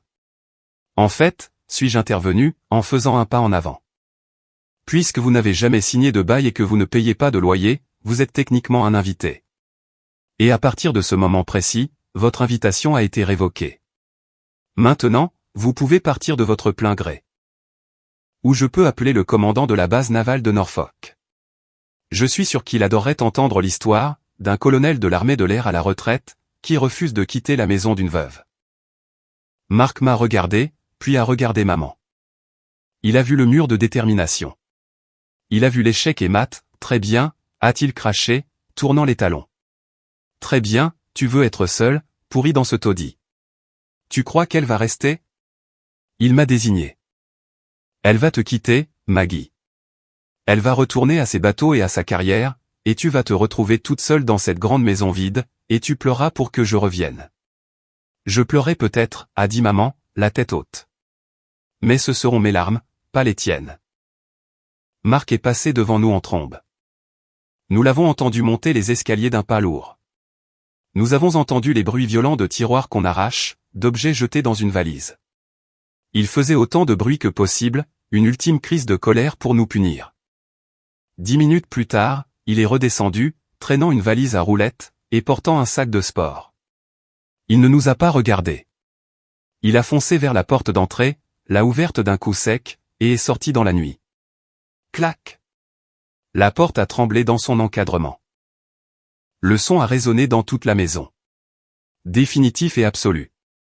Puis, il y a eu le rugissement du Ford F-150 qui démarrait le pick-up que ma mère payait, et le crissement des pneus, alors qu'il démarrait en trombe de l'allée. Et puis, le silence. Mais ce n'était pas le silence lourd et étouffant des 2 derniers jours. C'était le silence propre et tranquille, d'une tempête qui est passée. J'ai regardé maman. Elle tremblait maintenant, l'adrénaline retombant. Ses épaules ont secoué, et un sanglot s'est échappé de sa gorge. Oh, mon Dieu, a-t-elle murmuré, couvrant son visage de ses mains. J'ai été si stupide, Aubrey. J'ai été si stupide. Non, maman, ai-je dit, en la tirant dans une étreinte serrée.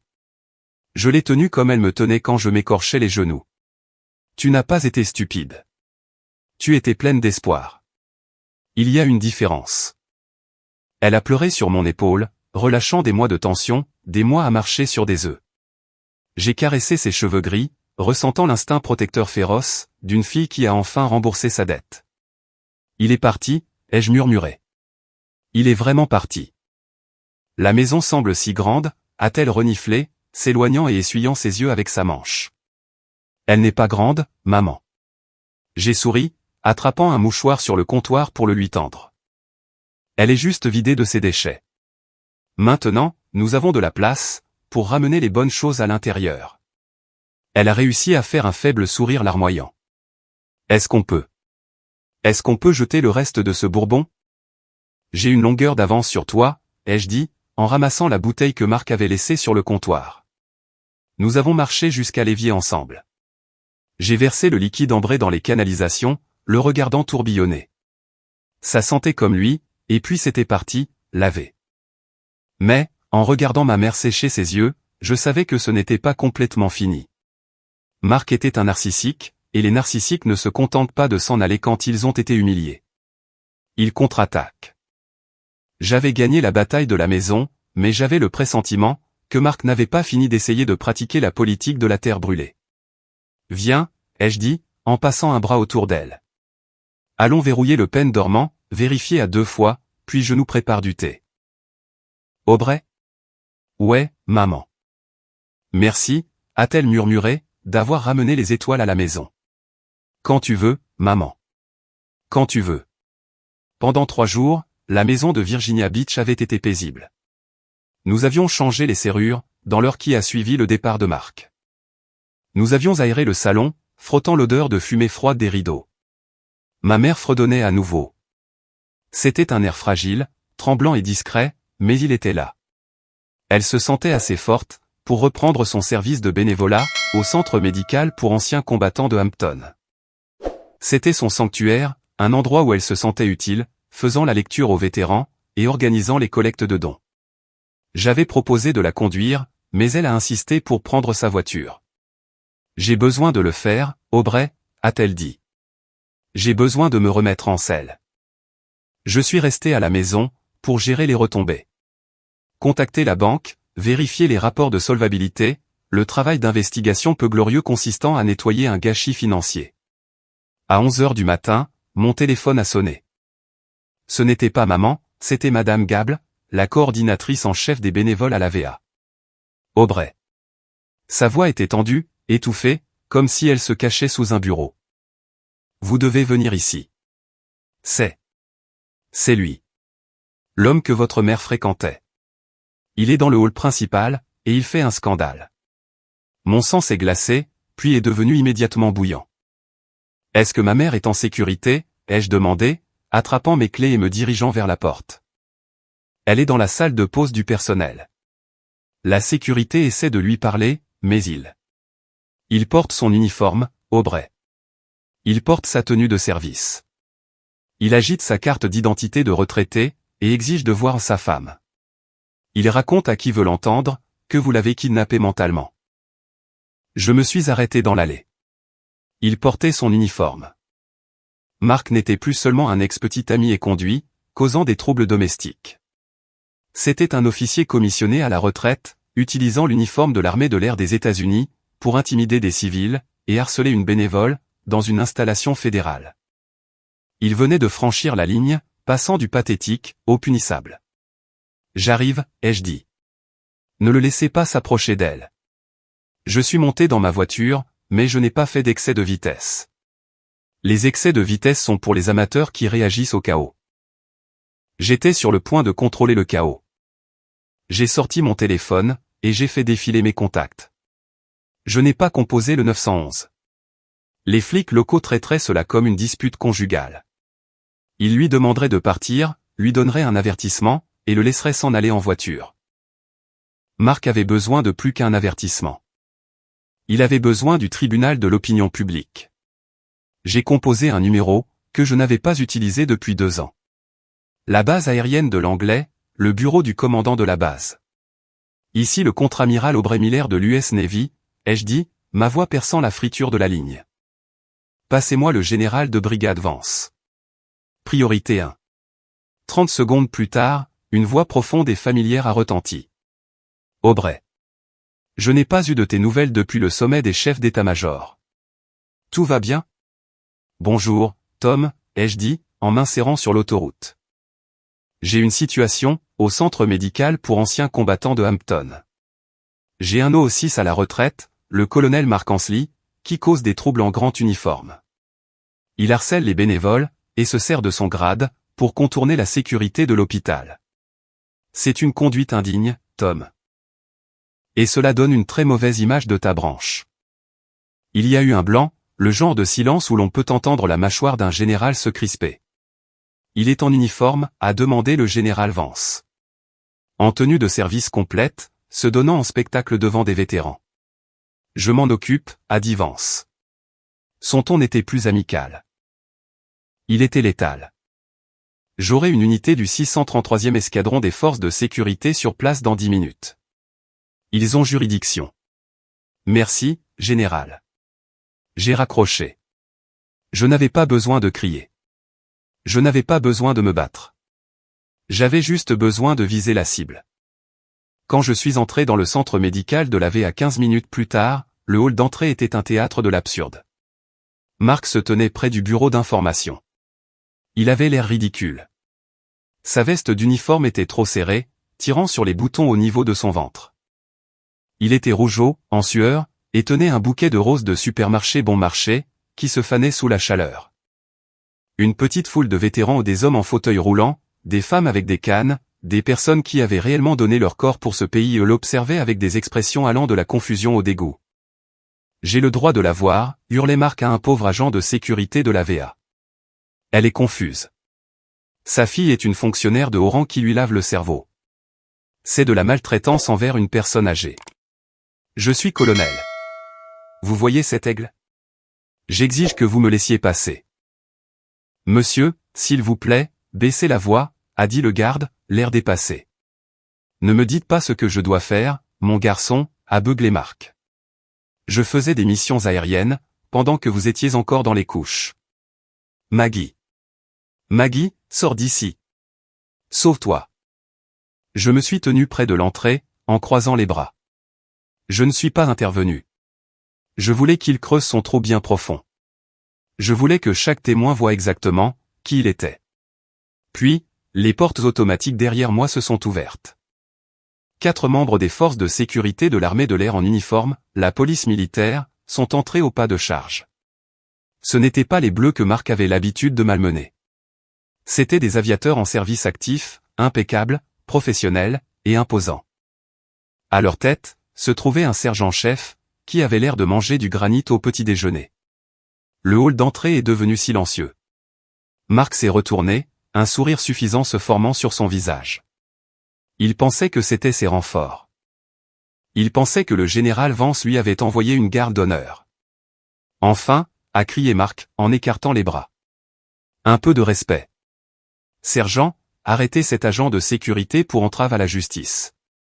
Je suis le colonel Ansley, et j'ai une situation ici. Le sergent-chef a marché droit sur Marc. Il n'a pas salué. Colonel Marc Ansley, a demandé le sergent, d'une voix neutre. Oui, c'est moi. Marc rayonnait, ajustant sa cravate. Monsieur, je vous place en détention pour trouble à l'ordre public sur une propriété fédérale, et pour conduite indigne d'un officier, a déclaré le sergent. Vous causez des troubles, et jetez le discrédit sur l'uniforme. Retournez-vous et mettez vos mains dans le dos. Le sourire de Marc s'est évanoui. Pardon? Savez-vous qui je suis? Je suis un OO6. Vous êtes un E7. Mettez-vous au garde à vous quand vous me parlez. Monsieur.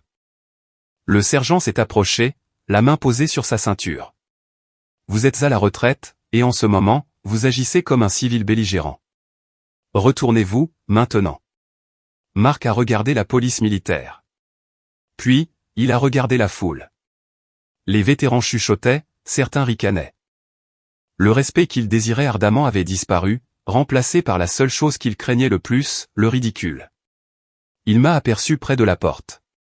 Ses yeux sont sortis de leurs orbites. Toi, a-t-il hurlé, pointant un doigt tremblant. Tu as fait ça. Espèce de traîtresse. Tu as lâché les chiens sur un frère d'armes. Tu n'es pas mon frère, Marc, ai-je dit, ma voix portant clairement à travers le hall silencieux. Tu as perdu ce privilège, quand tu t'es servi de cet uniforme pour terroriser une femme. Les MP sont passés à l'action. Ils étaient doux mais fermes. Ils ont fait faire volte-face à Marc. Il ne s'est pas battu. Les lâches ne le font jamais, quand les forces sont égales. J'ai regardé pendant qu'il l'escortait vers la sortie, les roses en plastique tombant sur le sol, écrasées sous les bottes de la police. C'est une erreur, balbutiait Marc, alors qu'il le traînait à travers les portes coulissantes. Je connais des gens. Je connais le général. Racontez ça à l'avocat général de l'armée, monsieur, a dit le sergent, alors que les portes se refermaient. Le hall d'entrée a poussé un soupir de soulagement. J'ai marché vers la porte de la salle de pause. Elle s'est ouverte, et ma mère en est sortie. Elle tremblait, mais elle n'avait pas les larmes aux yeux. Elle avait regardé toute la scène à travers la vitre. Est-il parti, a-t-elle demandé. Il est parti, maman, ai-je dit. Et il ne reviendra pas. Pas à moins qu'il ne veuille perdre sa pension. Elle a regardé les roses écrasées sur le sol. Puis, elle a regardé les vétérans dans le hall, qui nous adressaient des hochements de tête respectueux. Il avait l'air si petit, a murmuré maman. Dans cet uniforme, il avait juste l'air si petit. C'est toujours le cas des brutes, ai-je dit. Quand on allume enfin la lumière. J'ai mis mon bras autour d'elle, et je l'ai guidée vers la sortie. Nous sommes passés devant l'endroit, où Marc avait livré son dernier combat. Personne ne nous a arrêtés. Personne ne nous a posé de questions. Dehors, le soleil brillait. Le véhicule des forces de sécurité s'éloignait, ses gyrophares rouges et bleus clignotant silencieusement. « Allez, maman » ai-je dit, en ouvrant la portière de sa voiture. « Allons déjeuner. Je connais un endroit qui met vraiment du sel dans son gratin. » Elle a ri. C'était un petit son court et surpris, mais c'était un vrai rire. « Ça me plairait bien » a-t-elle dit. « Ça me plairait même beaucoup. » La guerre était terminée. Le nettoyage était fait. Maintenant, enfin, nous pouvions commencer à reconstruire. Le bruit d'une perceuse mordant dans le bois est généralement agaçant. Aujourd'hui, c'était le plus beau son du monde. Je me tenais dans l'entrée, regardant le serrurier, un gars costaud nommé Mike, avec un écusson, soutenait nos troupes, sur sa casquette serrait la dernière vis du nouveau pen dormant. Il a testé la clé. Clic, clac.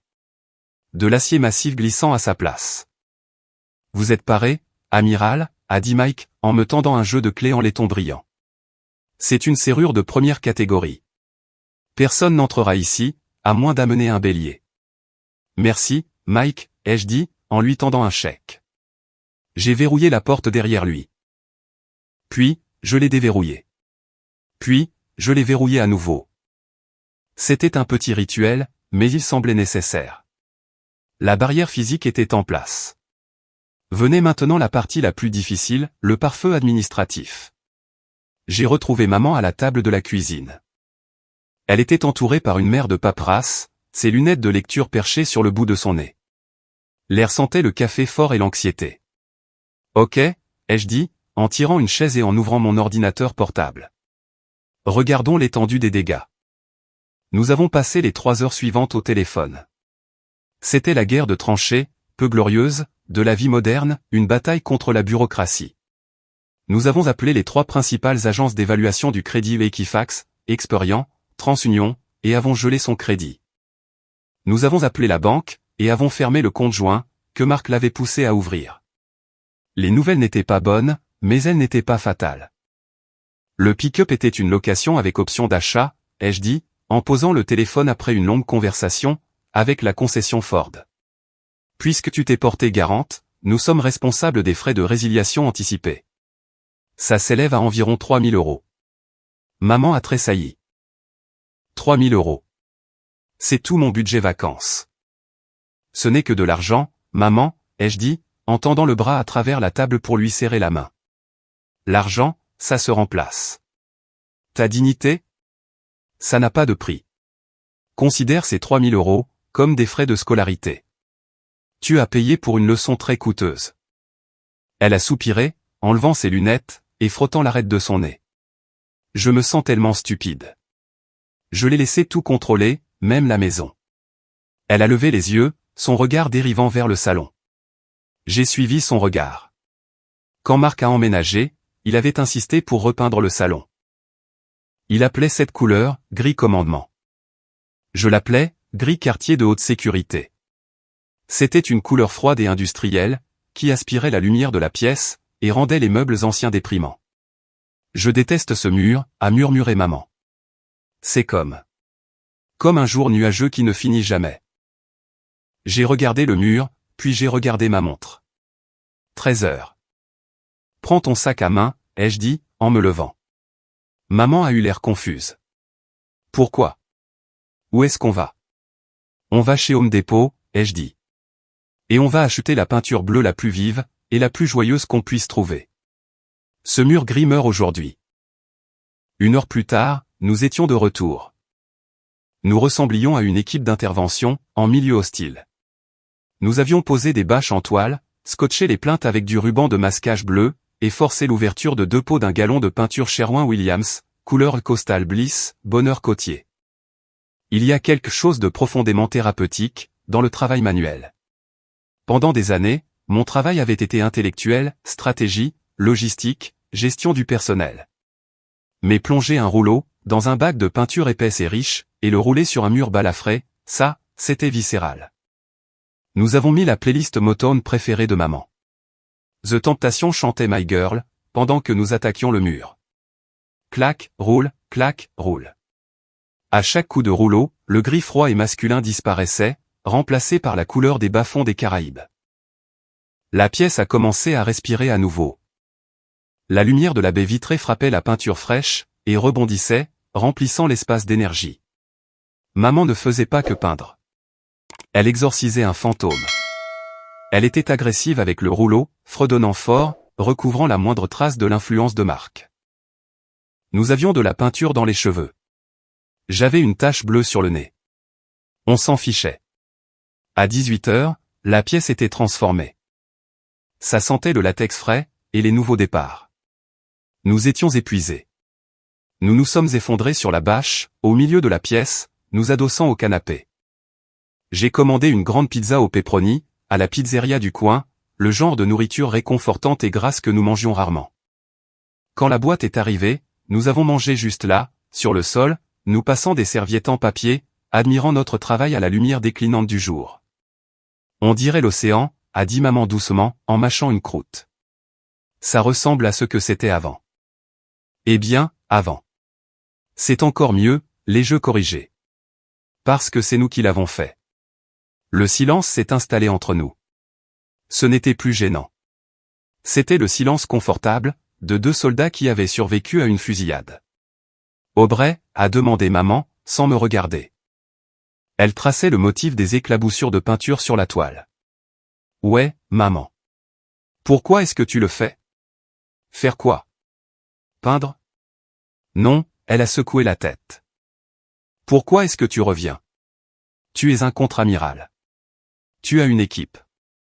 Tu as une carrière qui t'emmène autour du monde. Tu es quelqu'un d'important, et moi. Je ne suis qu'une vieille femme, qui s'est fait avoir par un escroc, dans un pick-up Ford. Elle m'a regardé alors, les yeux vulnérables. Je suis faible, Aubrey. Je l'ai laissé me marcher sur les pieds. Pourquoi as-tu encore besoin de moi? J'ai posé ma part de pizza. J'ai essuyé mes mains sur une serviette en papier, réfléchissant à la façon de répondre. J'ai pensé à la passerelle de mon navire, au vent froid, au poids immense des responsabilités. À la façon dont 5000 personnes me regardaient pour obtenir des réponses, s'attendant à ce que je sois faite d'acier. Ils ne savaient pas, que parfois, l'acier avait l'impression de se fissurer. Maman, ai-je dit doucement. Sais-tu ce que c'est que d'être le chef? D'être celle qui n'a jamais le droit d'avoir tort, qui n'a jamais le droit d'avoir peur? Elle a secoué la tête. C'est solitaire, ai-je admis. Le mot flottait dans l'air, lourd et vrai. C'est incroyablement solitaire. Tout le monde me salue. Tout le monde dit oui, madame. Mais personne ne me demande si je vais bien. Personne ne me prépare un gratin de poulet, quand je suis fatigué. Je me suis tourné vers elle, remontant mes genoux contre ma poitrine. Tu penses que tu es faible, parce que tu as fait confiance à quelqu'un. Je ne vois pas de faiblesse. Je vois une femme, qui a encore le cœur assez tendre pour faire confiance, même après tout ça. J'ai perdu ça, maman. La marine m'a pris ça, il y a bien longtemps. J'ai une armure. Tu as un cœur. Des larmes m'ont piqué les yeux. Je reviens, parce que quand je franchis cette porte, je n'ai pas besoin d'être l'amiral. Je n'ai pas besoin d'être l'officier au 7. Je peux juste être Aubrey. Je peux juste être ta fille. Et franchement, j'en ai plus besoin, que j'ai besoin des étoiles sur mon col. Maman m'a dévisagé. Elle a tendu sa main tachée de peinture, et a touché ma joue. Sa paume était chaude.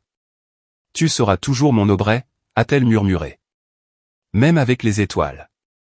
Et tu seras toujours ma mère, ai-je dit, en m'appuyant contre sa main. Même avec les murs gris. Qui, pour la petite histoire, ont disparu. Nous avons ri toutes les deux. C'était un son authentique, qui montait de la poitrine. Promets-moi quelque chose, a dit maman, la voix redevenant sérieuse. N'importe quoi. Promets-moi que tu ne laisseras pas ton travail t'endurcir pour toujours. Promets-moi que tu trouveras quelqu'un qui te voit, toi, pas l'uniforme. J'y travaille, ai-je souri. Mais pour l'instant, je suis plutôt heureuse de juste traîner avec ma colocataire préférée. Eh bien, a dit maman, en attrapant une autre part de pizza. Cette colocataire s'attend à ce que tu l'aides à nettoyer ses pinceaux. C'est la règle. Oui, madame, ai-je fait un salut militaire espiègle. Nous avons fini la pizza alors que le soleil se couchait, baignant la nouvelle pièce bleue, dans une douce lueur crépusculaire. La maison semblait sûre. Les serrures étaient changées. L'argent était en sécurité. Mais, plus important encore, le lien entre nous avait été restauré. Nous avions décapé les couches de vieille peinture, les couches de mensonges, et les couches de distance. Ce qui restait, c'étaient les fondations. Et en regardant ma mère, riant avec une tache de peinture bleue sur la joue, je savais que ces fondations étaient assez solides, pour résister à n'importe quelle tempête. Même à un ouragan nommé Mark. L'océan Pacifique est différent de l'Atlantique. Il est plus bleu, plus profond, et semble infini. Debout sur la passerelle d'observation, la Vulture S-Row, du porte-avions, regardant le pont d'envol en contrebas, le monde n'est plus que du vent, du carburant d'aviation, et le rugissement assourdissant de la liberté. Cela faisait 6 mois, que je m'étais tenu dans la cuisine de ma mère à Virginia Beach. 6 mois, que j'avais posé 2 étoiles d'argent sur un coussin de velours, et regardé une brute, se recroqueviller en un lâche. En bas, un FA-18 Super Hornet a accroché le brin d'arrêt, passant de 240 km/h à 0, en 2 secondes. C'est un chaos violent, et contrôlé. C'est ce que je fais. C'est ce que je suis. Mais aujourd'hui, mon esprit n'était pas à la mission. Il était à un appel FaceTime programmé. Je suis entré à l'intérieur de la superstructure de l'îlot, trouvant un coin tranquille sur la passerelle de l'amiral, où le signal satellite était fort. J'ai calé mon iPad contre un journal de bord, et j'ai appuyé sur le bouton d'appel. L'écran s'est pixelisé pendant un instant, la lutte éternelle du Wi-Fi de la marine, avant de se stabiliser sur une image claire et lumineuse. Aubrey. Est-ce que tu m'entends? Le visage de ma mère a rempli l'écran. Mais ce n'était pas le visage de la femme, que j'avais quittée en septembre. Cette femme avait été grise, recroquevillée et désolée. Cette femme-ci était rayonnante. Elle avait coupé ses cheveux en un carré court et chic, qui encadrait son visage. Elle portait un foulard coloré, noué lâchement autour du cou, et il y avait une tache de peinture bleue céruléen sur sa joue. Un rappel du jour, où nous avions peint le salon. Je t'entends fort et clair, maman. J'ai souri. Tu as l'air occupée. Oh, chérie, c'est la folie ici. Elle a ri, en tournant la caméra. Elle n'était pas dans la cuisine. Elle était dans un atelier avec de hautes fenêtres.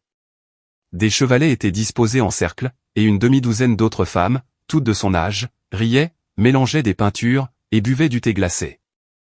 Nous travaillons sur les paysages aujourd'hui, a expliqué maman, en retournant la caméra vers elle. J'essaie de capturer les montagnes Blue Ridge, mais mon verre sort un peu trop boueux. Qu'est-ce que tu en penses? Elle a brandi une toile. Ce n'était pas un chef-d'œuvre, mais c'était audacieux. Elle avait des lignes fortes, et des couleurs vives. C'était l'œuvre de quelqu'un, qui n'avait pas peur de laisser sa marque. Je trouve ça magnifique, ai-je dit sincèrement. Alors, voilà le fameux groupe d'art, les Palettes d'Or, a-t-elle déclaré fièrement. Nous nous réunissons 2 fois par semaine. Et devine quoi? Le week-end prochain, 4 d'entre nous s'entassent dans la voiture, et on monte jusqu'à Asheville, pour voir le domaine de Biltmore. Linda a une résidence partagée, et elle nous a tout invités. C'est toi qui conduis, ai-je demandé. Oui. Elle a hoché la tête. J'ai fait faire la vidange de la berline hier. J'ai vérifié les pneus moi-même. Je suis la conductrice désignée, parce que... Eh bien, je suis la seule qui sait naviguer, sans crier sur le GPS.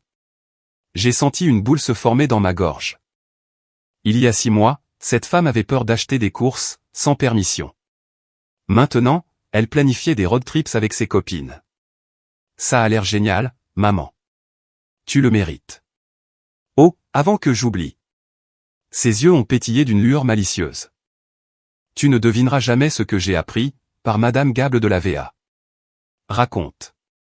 Eh bien, elle a baissé la voix, se penchant vers la caméra comme une adolescente partageant un secret. Apparemment, notre ami Mark a déménagé à Sarasota, en Floride, le Sunshine State. Un bon endroit pour les serpents, ai-je noté d'un ton sec. Il a essayé de faire son numéro de charme, à une riche veuve qu'il a rencontrée sur un terrain de golf, a continué maman, incapable de réprimer un grand sourire. Elle possède une chaîne de stations de lavage auto. Apparemment, il a essayé d'emménager au bout de 3 semaines, et a demandé à être inscrit sur son abonnement au country club. Elle ne s'est pas contentée de le larguer, Aubrey. Elle a fait en sorte que son avocat lui remette une ordonnance d'éloignement pour harcèlement. J'ai éclaté de rire. C'était un rire profond, un rire à gorge déployée, si satisfaisant qu'un lieutenant qui passait, m'a regardé avec surprise. Le karma, ai-je dit. C'est efficace. Je ne le déteste même plus, a dit maman, son expression devenant pensive. Vraiment pas. J'ai juste pitié de lui. Il passe toute sa vie à essayer de contrôler les gens, parce qu'il n'arrive pas à se contrôler lui-même. Ça doit être épuisant. Ça l'est. J'ai approuvé. C'est pour ça qu'il fuira toujours. Et toi? Tu restes sur place, mais tu vas de l'avant. Maman m'a regardé à travers l'écran, les yeux tendres. Je n'en serais pas là sans toi, Aubrey. Tu m'as réveillé. Tu m'as montré la vérité. C'est toi qui as fait le travail difficile, maman. Moi, j'ai juste allumé la lumière. Nous avons parlé pendant encore 10 minutes, avant qu'elle ne doive y aller. Les palettes d'or réclamaient son attention, pour une session de critique. Je t'aime, l'amiral, a-t-elle fait un signe de la main. Je t'aime, maman. Conduis prudemment. L'écran est devenu noir. Je suis resté assise là, pendant un moment, dans le silence de la passerelle. J'ai regardé par la fenêtre en verre renforcé, vers l'horizon infini. Dans l'armée, nous parlons beaucoup d'héritage. Nous parlons de batailles gagnées, de territoires sécurisés, de médailles obtenues. Pendant 30 ans, j'ai pensé que mon héritage serait écrit, dans les journaux de bord de ces navires. Je pensais qu'il serait défini, par le grade sur mon col. Mais en regardant le visage souriant de ma mère, en la voyant couverte de peinture, entourée d'amis, planifiant son propre voyage, j'ai réalisé que j'avais tort. La plus grande victoire de ma carrière, ne l'avait pas été face à un adversaire étranger. Ce n'était pas d'avoir navigué à travers un typhon. C'était dans un salon à Virginia Beach, d'avoir aidé une femme de 70 ans, à réaliser qu'elle n'avait pas besoin d'un passager dans sa vie, qui s'agrippait constamment au volant. Il y a un verset dans la Bible, Jean 8h32. J'avais l'habitude de l'entendre à l'école du dimanche, mais je ne l'avais jamais vraiment compris jusqu'à maintenant, vous connaîtrez la vérité, et la vérité vous affranchira. Marc vivait dans une prison de mensonges. Des mensonges sur son grade, des mensonges sur son argent, des mensonges sur sa virilité. Il avait piégé ma mère dans cette prison, avec lui. La vérité froide et dure de qui il était, et de qui elle était, avait brisé les barreaux. Je me suis levé, et je suis sorti sur la passerelle extérieure. Le vent a fouetté mes cheveux. J'ai pris une grande inspiration d'air salé. Ma mère conduisait vers les montagnes. Elle conduisait sa propre voiture, avec sa propre essence, avec ses propres amis. Elle ne demandait pas la permission. Elle ne s'excusait pas, pour la route qu'elle empruntait. C'est ça, la liberté.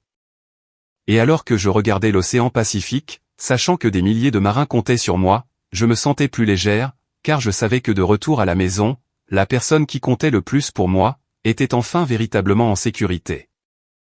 Non pas parce que je la protégeais, mais parce qu'elle avait appris à se protéger elle-même. S'il y a une chose, que je veux que vous reteniez du parcours de ma mère, c'est ceci.